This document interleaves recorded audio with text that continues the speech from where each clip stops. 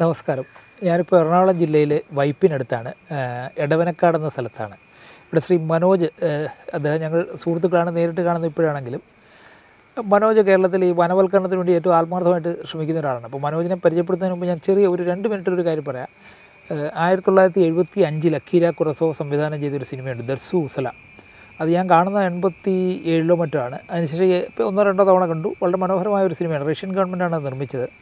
അതിന് ഇദ്ദേഹം ജപ്പാനിൽ നിന്ന് അവിടെ പോയി ആ ചിത്രം നിർമ്മിച്ചതാണ്. അതിനുശേഷം അടുത്ത ഇടയ്ക്ക് ഈ നോവൽ 1800കളുടെ അവസാനം എങ്ങാണ്ട് എഴുതിയ നോവലാണ്. ആ നോവൽ വായിക്കാൻ ഒരു അവസരം കിട്ടി. അപ്പോൾ ഇതിൽ ഇദ്ദേഹത്തിൻ്റെ യഥാർത്ഥ കഥാപാത്രത്തിൻ്റെ ഒരു ഫോട്ടോയും ഈ സംഗതിയിലെല്ലാം ഉണ്ട്. പ്രകൃതിയെ ഇത്ര ഗാഠമായിട്ട് സ്നേഹിക്കുന്ന ഒരു മനുഷ്യനാണ് അതിൻ്റെ നായകൻ. ആരണ്യക്കിലെ യുഗളാപ്രസാദിനെ പോലെ നമ്മുടെ വിഭൂതിഭൂഷണിൻ്റെ. അപ്പോൾ ഏതാണ്ട് അതേപോലെ ഒരു ജീവിതശൈലി സ്വീകരിക്കുന്ന ആളാണ് മനോജ്. അദ്ദേഹം അടിസ്ഥാനപരമായിട്ട് ഇലക്ട്രോണിക്സ് എഞ്ചിനീയറായിരുന്നു. തൃശ്ശൂർ ഗവൺമെൻറ് എഞ്ചിനീയറിംഗ് കോളേജിൽ നിന്ന് ഇലക്ട്രിക്കൽ എഞ്ചിനീയറിംഗ് പാസ്സായി. അതിനുശേഷം കുറേ കാലം കമ്പ്യൂട്ടർ മേഖലയിൽ വർക്ക് ചെയ്തു. ഇപ്പോഴും ചെറുതായിട്ട് വർക്ക് ചെയ്ത് പയ്യെ ബ്രേക്ക് കൊടുത്ത് അതിൽ നിന്ന് പുറത്ത് ചാടാനായിട്ട് ശ്രമിക്കുന്നു. അദ്ദേഹം കമ്മ്യൂണിറ്റി ബിൽഡിങ്ങിലാണ് ഇപ്പോൾ ശ്രമിക്കുന്നത്. നമ്മുടെ വരുന്ന തലമുറയ്ക്ക് പരിസ്ഥിതി അവബോധം ഉണ്ടാക്കാനുള്ള ശ്രമങ്ങളാണ് ചെയ്യുന്നത്. അതോടൊപ്പം അദ്ദേഹം ഇവിടെ ചെയ്തിരിക്കുന്ന ചില പരീക്ഷണങ്ങൾ നമ്മൾ എല്ലാവരും കാണേണ്ടതാണ്.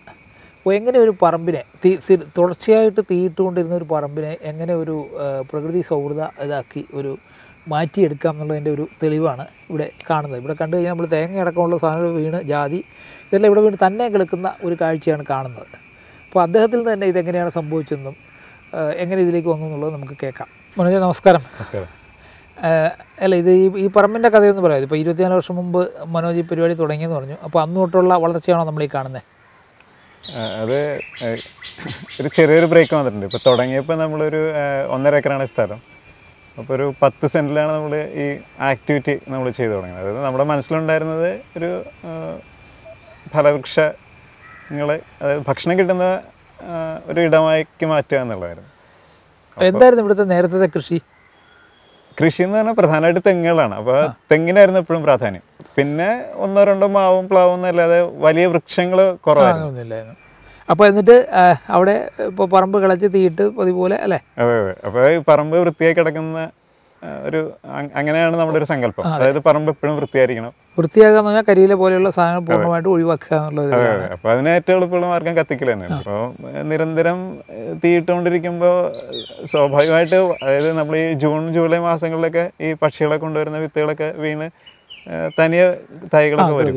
പക്ഷേ ഈ തീയിടുമ്പോൾ ഈ സ്വാഭാവികമായിട്ട് വളരുന്ന ഇപ്പം ആഞ്ഞിലി, പ്ലാവ്, മാവ് ഇതിൻ്റെയൊക്കെ തൈകൾ തനിയെ ഉണ്ടായി വരും. പിന്നെ എല്ലാം ഉണ്ടാവും. അപ്പം ഇതെല്ലാം കത്തിപ്പോവും.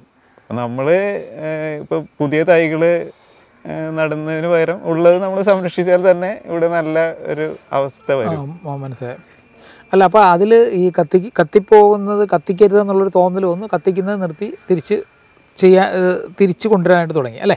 അതെ. പ്രധാനമായിട്ട് നമ്മളെന്ന് വെച്ചാൽ പുതയിടുക എന്നുള്ളതായിരുന്നു പ്രധാനം. അതായത് ഇപ്പോൾ ഈ 1.5 ഏക്കറിൽ വീഴുന്ന കരിയിലകൾ, ഉണങ്ങിയ മരക്കമ്പുകൾ, തെങ്ങിൻ്റെ ഓല, കൊതുമ്പ് ഇതെല്ലാം നമ്മൾ കൊണ്ടുവന്നിട്ട് ഈ 10 സെൻറ്റിലിടും. ഒറ്റയടിക്ക് ഈ 1.5 ഏക്കർ മാറ്റാൻ കഴിയില്ല എന്നുള്ള ഒരു ബോധ്യം ഉണ്ടായിരുന്നു. അപ്പോൾ ഈ 10 സെൻറ്റിൽ 1.5 ഏക്കറിൽ കത്തിക്കുന്ന എല്ലാം കൊണ്ടുവന്ന് ഈ 10 സെൻറ്റിലിടും. അപ്പോൾ നല്ലൊരു പുതയാവും അവിടെ. എന്നിട്ട് ഈ പുതയിൽ നമ്മൾ കിട്ടാവുന്നത്ര വിത്തുകൾ, അത് നമ്മൾ ഫലവൃക്ഷങ്ങളുടെ വിത്തുകളുണ്ടാവും. ഇപ്പോൾ ചക്കക്കുരു, മാങ്ങാണ്ടി, ആഞ്ഞിലി ഇതിൻ്റെയൊക്കെ വിത്തുകൾ ഇടും. അതുകൂടാതെ എല്ലാം ഇപ്പോൾ വനവൃക്ഷങ്ങൾ, തണൽ മരങ്ങൾ കിട്ടാവുന്ന അത്ര വിത്തുകൾ ഈ പുതയിലിട്ടു. അപ്പോൾ അടുത്ത ഒരു മഴ വരുമ്പോൾ ഇതെല്ലാം മുളയ്ക്കും. അപ്പോൾ അതുമാത്രമല്ല, ഒരു മഴ പെയ്താൽ തന്നെ ഇതൊരു സ്പോഞ്ച് പോലെ വെള്ളം പിടിച്ചു നിർത്തും. അപ്പോൾ ഈ 1.5 വർഷം കൊണ്ട് ആ ഒരു സ്പേസ് കുറച്ചും കൂടി ലൈവായി. അവിടെ നമ്മൾ നോൺ വയലൻ്റ് ആയിട്ടാണ് എല്ലാം ചെയ്യുന്നത്. അപ്പോൾ നമ്മൾ തുമ്പികൾ വരും, 8 കാലി ഉണ്ടാവും കാരണം ഈ 1.5 ഏക്കറിൽ കത്തിക്കാണല്ലോ. അപ്പോൾ ഇവർക്കൊരു സേഫ്റ്റി ഉള്ളൊരിടം ഇത് ഈ 10 സെൻറ്റ് ആയിരിക്കും. അങ്ങനെ അത് കുറേ കൂടി, അപ്പം മണ്ണിൻ്റെ ഫെർട്ടിലിറ്റി കുറച്ച് എന്ന് വെച്ചാൽ വലിയൊരു മാറ്റമല്ല, എങ്കിലും പുതിയിട്ട് കഴിഞ്ഞാൽ നല്ല മാറ്റം വരുന്നുണ്ടെന്ന് കാണാൻ കഴിഞ്ഞു. അപ്പം നമ്മൾ ഉദ്ദേശിക്കുന്നത് വെച്ചാൽ 1.5 ഏക്കർ ഒരു പ്രകൃതി കൃഷിയുടെ ഒന്നും ഇതിനെ വിളിക്കാൻ പറ്റില്ല. ഇത് ശരിക്കും നമ്മൾ കൃഷി അല്ലല്ലോ ചെയ്യുന്നത്. നമ്മളിപ്പോൾ ഇപ്പം കള എന്നുള്ളൊരു സങ്കല്പം ഉണ്ടായിരുന്നില്ല, അല്ലെങ്കിൽ പാഴ്മരങ്ങൾ എന്ന് പറഞ്ഞാൽ നമ്മൾ ഒന്നിനെ ഒഴിവാക്കുന്നില്ല. അപ്പോൾ എല്ലാം സ്വാഭാവികമായിട്ട് വളരെ, പക്ഷേ ഭക്ഷണം കിട്ടുന്നതിന് കൂടുതൽ പ്രാധാന്യം കൊടുത്തു മാത്രം. ഇപ്പം കൂടുതൽ നട്ടത് പ്ലാവാണ്, കാരണം അത്രയധികം അവഗണന. അപ്പോൾ അതുകൊണ്ട് നമ്മൾ കൂടുതൽ പ്ലാവ് നട്ടു എന്ന് മാത്രമേ ഉള്ളൂ. പക്ഷേ ഒരിക്കലും ഒരു മോണോക്രോപ്പിലേക്ക് പോകില്ല എന്നുള്ളൊരു ബോധ്യം ഉണ്ടായിരുന്നു. അതായത് കഴിയുന്നത്ര വൈവിധ്യം കൊണ്ടുവരണം. പിന്നെ ഈ ഒരു ഇക്കോസിസ്റ്റത്തിൻ്റെ ഒരു ഹെൽത്ത് എന്ന് പറയുന്ന വൈവിധ്യമാണല്ലോ. അപ്പം ആ രീതിയിലാണ് ചെയ്യാൻ ശ്രമിച്ചത്. അപ്പോൾ ആദ്യ ഘട്ടത്തിൽ നമുക്ക് ഭക്ഷണം കിട്ടുന്നവയ്ക്ക് പ്രാധാന്യം കൊടുത്തെങ്കിലും ഇപ്പോൾ അങ്ങനെ മനസ്സിലങ്ങനെ പ്രത്യേകിച്ചൊന്നുമില്ല. ഇപ്പോൾ ഇവിടെ ഇപ്പോൾ വൈൽഡായിട്ടുള്ള സസ്യങ്ങളാണ് ഇപ്പോൾ കൂടുതലും ഇപ്പോൾ ഉള്ളത്. ജാതിയൊക്കെ തന്നെ കിളിച്ചു വരുന്നുണ്ട്. അത് ഇപ്പൊ ഈ പറമ്പിൽ ഒരു ജാതി പോലും നമ്മൾ നട്ടതല്ല. അത് അടുത്ത വീട്ടിൽ നിന്ന് വിത്തുകൾ വീണ് മുളച്ച് പിന്നെ ഇവിടെയുള്ള ജാതി കായ്ക്കാൻ തുടങ്ങി, പിന്നെ അതിന്റെ വിത്തുകൾ വീണു, അങ്ങനെ വന്നതാണ്. അപ്പൊ നമ്മൾ എന്ന് പറഞ്ഞാൽ സ്വാഭാവികമായിട്ട് മുളയ്ക്കുന്ന ഒരു തൈ പോലും നമ്മൾ കളയുന്നില്ല, പിന്നെ കളകളും കളയുന്നില്ല.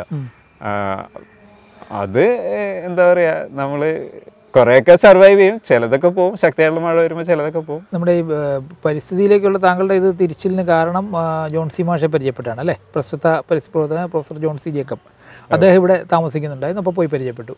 എന്നിട്ട് അപ്പോൾ മാഷെടുത്ത് നമ്മൾ ഇടയ്ക്ക് പോകും.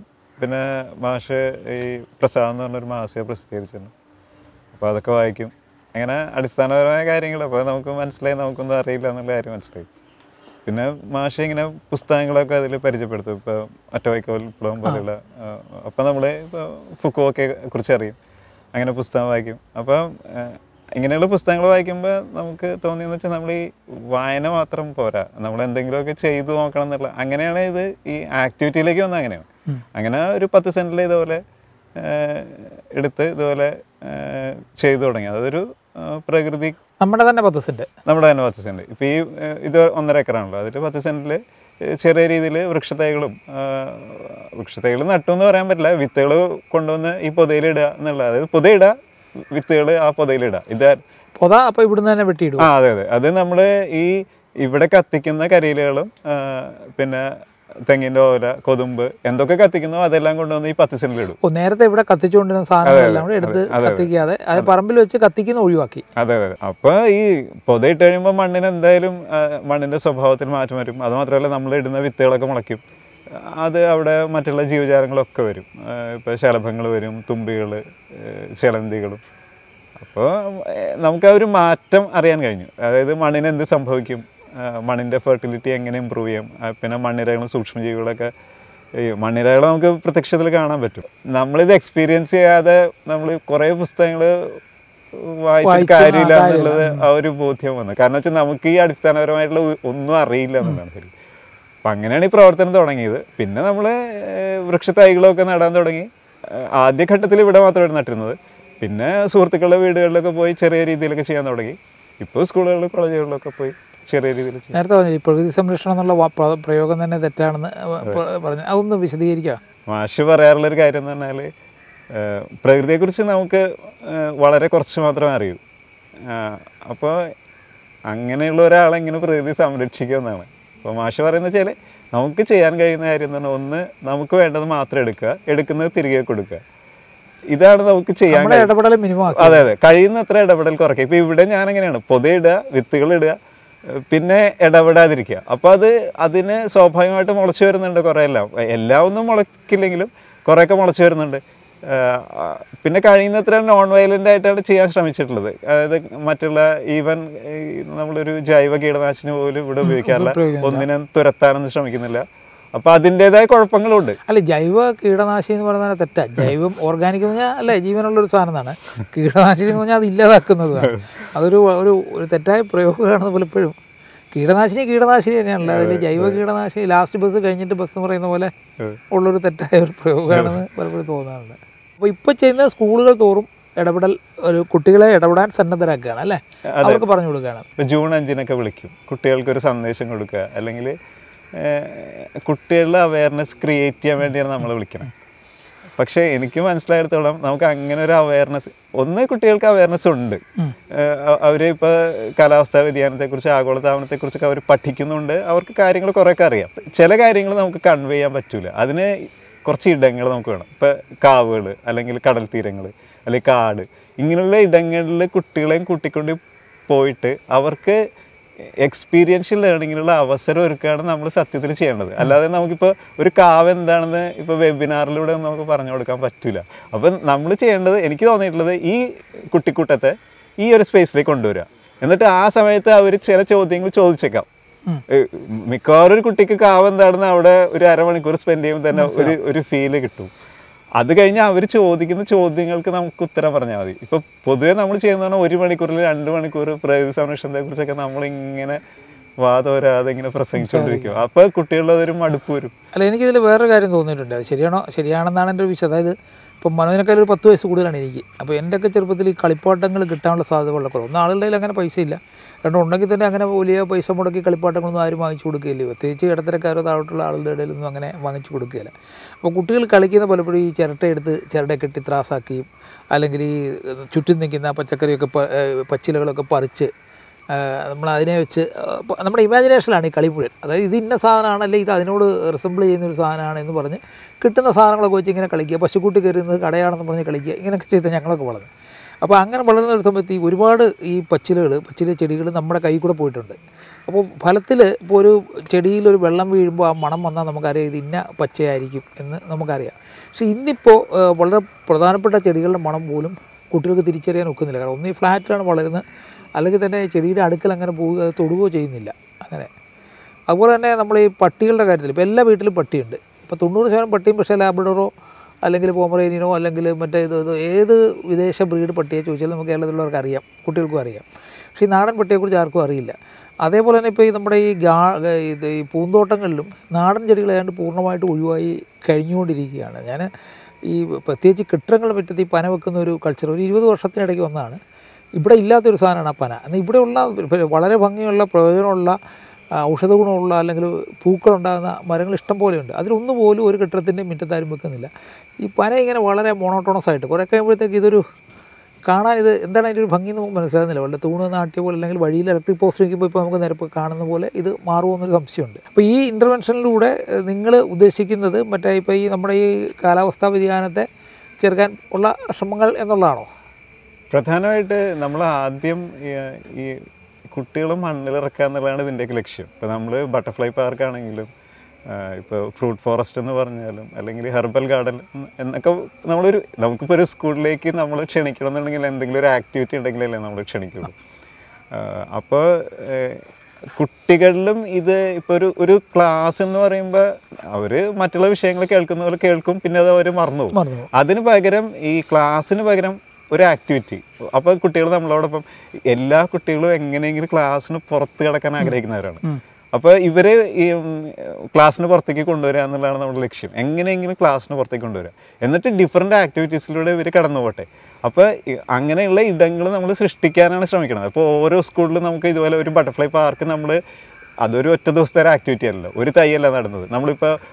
അപ്പോൾ ഈ ആക്ടിവിറ്റിയിലൂടെ കടന്നു പോകുമ്പോൾ അവർ ധാരാളം കാര്യങ്ങൾ പഠിക്കുന്നുണ്ട്. എന്താണ് ഹോസ് പ്ലാന്റ്, എന്താണ് നെക്ടർ പ്ലാന്റ്, പിന്നെ എത്ര ഡെലിക്കേറ്റാണ് ഈ പറയുന്ന കാര്യങ്ങളെന്നൊക്കെ അവർക്ക് പിടികിട്ടും. അപ്പോൾ ഈ നമ്മുടെ ഇപ്പോഴത്തെ ഒരു രീതി എന്ന് പറഞ്ഞാൽ നമുക്ക് പ്രവർത്തനങ്ങളൊന്നുമില്ല. അപ്പോൾ കുട്ടികൾക്ക് ഒരു എക്സ്പീരിയൻഷ്യൽ ലേണിംഗ് സത്യത്തിൽ നടക്കുന്നില്ല. അപ്പോൾ വിഷയങ്ങൾ നമ്മൾ പഠിക്കുന്നു, പരീക്ഷ എഴുതുന്നു, സർട്ടിഫിക്കറ്റ് കിട്ടുന്നു എന്നല്ലാതെ കുട്ടികളിൽ അതൊരു ട്രാൻസ്ഫോർമേഷൻ ഉണ്ടാക്കുന്നില്ല. ഇപ്പോൾ ഞാൻ ഈ കുറേ വർഷമായിട്ട് ഇപ്പോൾ വിത്തുകൾ ശേഖരിക്കുന്നു, തൈകളുണ്ടാകുന്നു, തുടർച്ചയായിട്ട് ചെയ്തുകൊണ്ടിരിക്കുകയാണ്. അപ്പം നമുക്ക് കിട്ടുന്ന ഒരു അറിവുണ്ട് ശരിക്കും.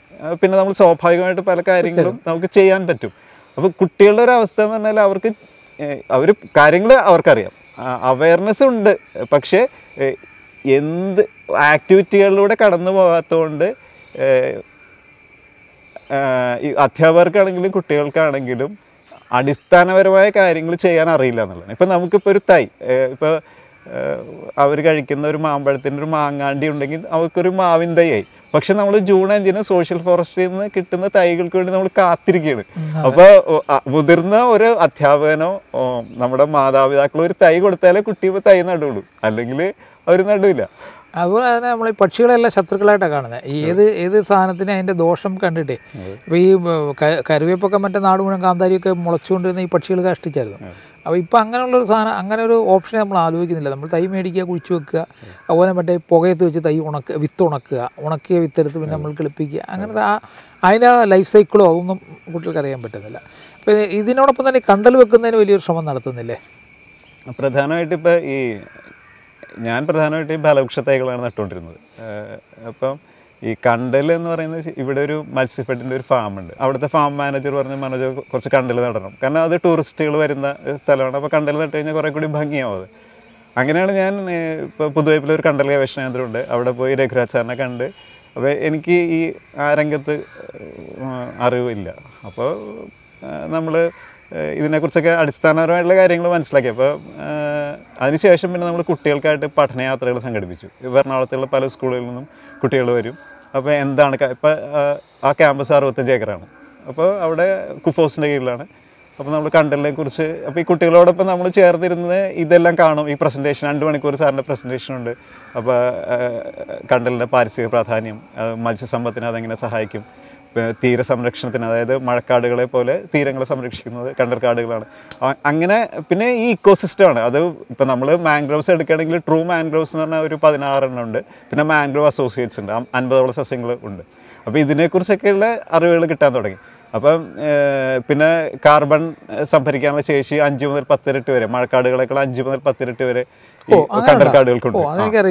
അപ്പൊ അത് മാത്രമല്ല, ഇത് എത്രയോ ജീവജാലങ്ങൾക്ക് ഒരുപാട് ജീവികൾ അതിൻ്റെ ഒരു താമസിക്കുകയും അപ്പൊ ഇലയില് പ്രോട്ടീന്റെ അളവുള്ള കൂടുതലാണ്. അതെ.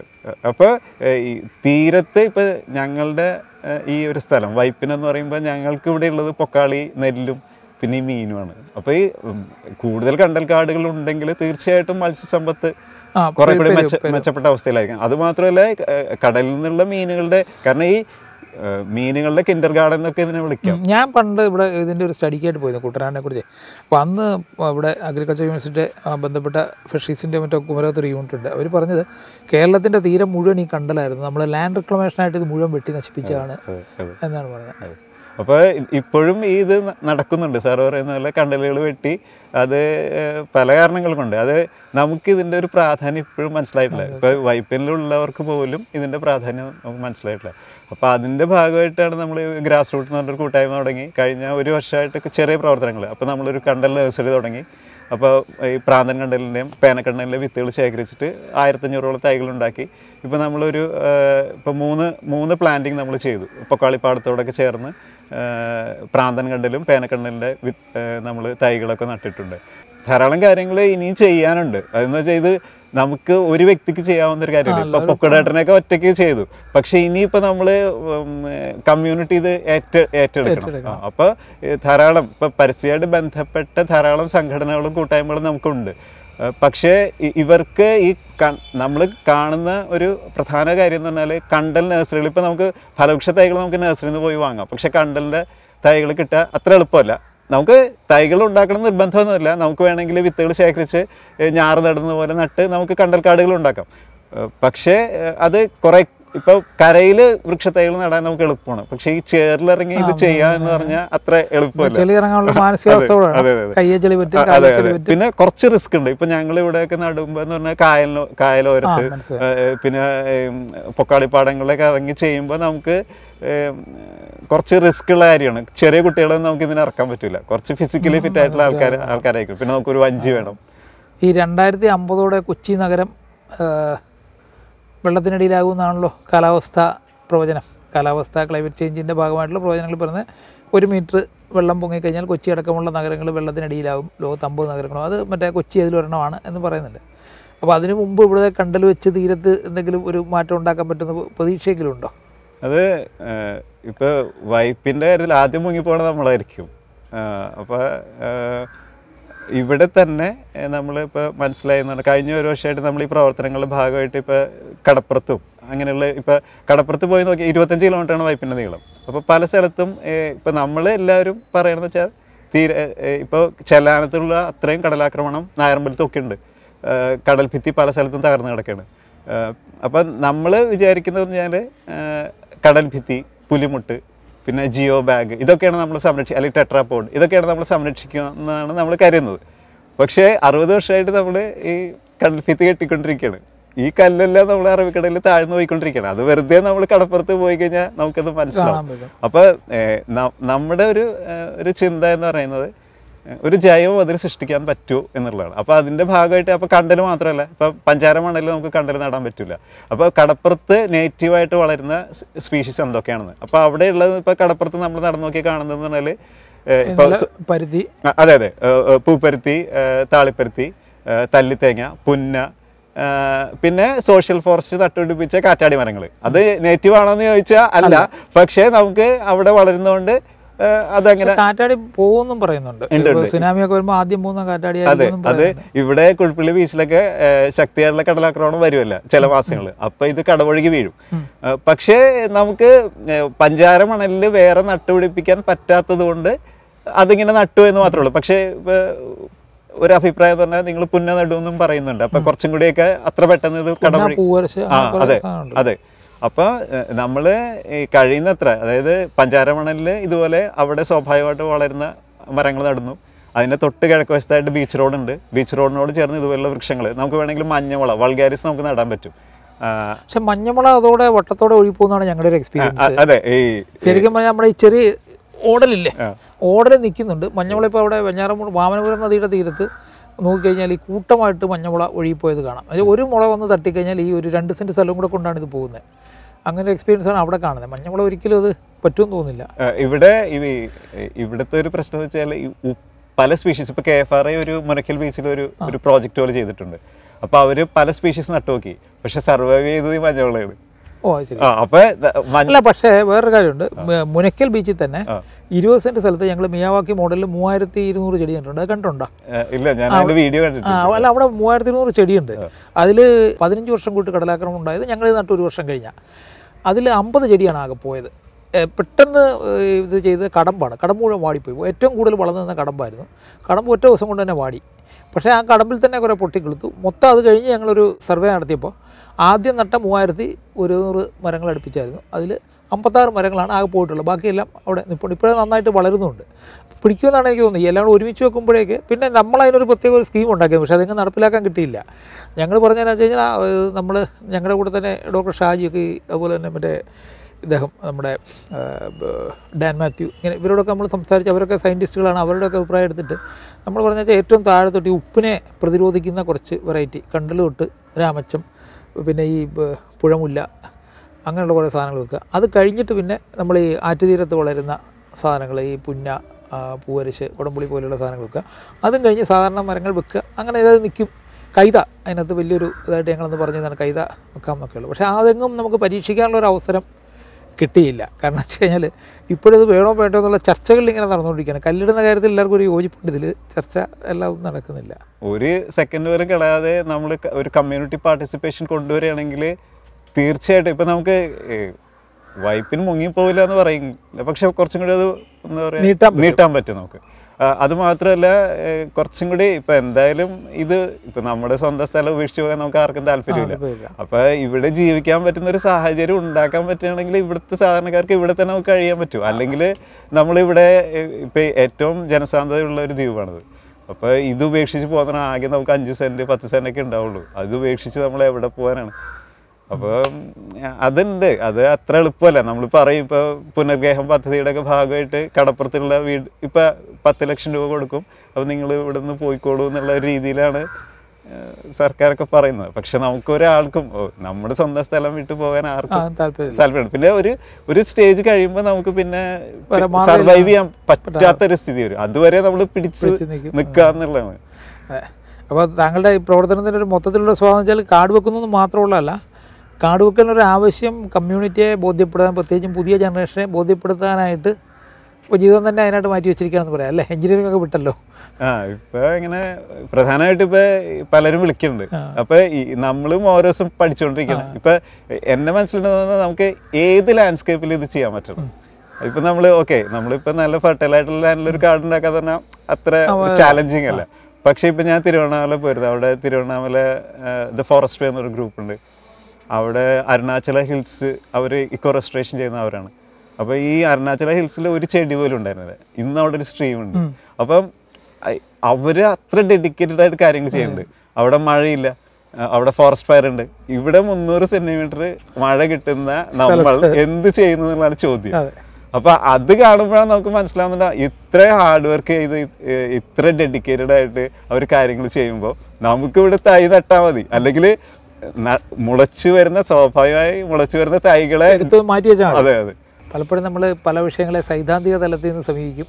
ചിലർ പ്രായോഗിക തലത്തിൽ നിന്ന് സമീപിക്കും. ഈ പ്രായോഗിക തലവും സൈദ്ധാന്തിക തലവും രണ്ടും കൂടെ കൂട്ടിച്ചേർത്ത് ഇത് ഒരു വശത്ത് ഇത് നട്ടുപിടിപ്പിക്കുകയും മറുവശത്ത് ഇത് വരുന്ന തലമുറയെ പഠിപ്പിച്ചെടുക്കുകയും, അപ്പോൾ ഇതിൻ്റെ ഒരു അപകട സാധ്യതകളും ഇതിന് നമുക്കുള്ള പരിഹാര മാർഗ്ഗങ്ങളുമൊക്കെ നിരന്തരമായിട്ട് ആളുകളെ പഠിപ്പിക്കാൻ വേണ്ടി ജീവിതം മാറ്റിവെക്കുകയും ചെയ്യുന്ന ആളുകൾ വളരെ കുറവാണ്. അപ്പോൾ അത്തരത്തിലുള്ള ഒരാളാണ് മനോജ്. നിങ്ങൾക്ക് എറണാകുളം ജില്ലയിലോ എവിടെയെങ്കിലും അദ്ദേഹത്തിൻ്റെ സഹായം ആവശ്യമുണ്ടെങ്കിൽ കാട് വെച്ച് പിടിപ്പിക്കാനോ അല്ലെങ്കിൽ കാടിനെക്കുറിച്ച് പഠിപ്പിക്കാനോ കമ്മ്യൂണിറ്റി പാർട്ടിസിപ്പേഷനോട് ഇത് ചെയ്യാനോ ഒക്കെ താല്പര്യമുണ്ടെങ്കിൽ ശ്രീ മനോജുമായിട്ട് ബന്ധപ്പെടണം. അദ്ദേഹത്തിൻ്റെ ഫോൺ നമ്പർ കൂടി ഞങ്ങളിവിടെ കൊടുക്കുന്നുണ്ട്. നിങ്ങൾ നേരിട്ട് അദ്ദേഹത്തെ വിളിക്കുക.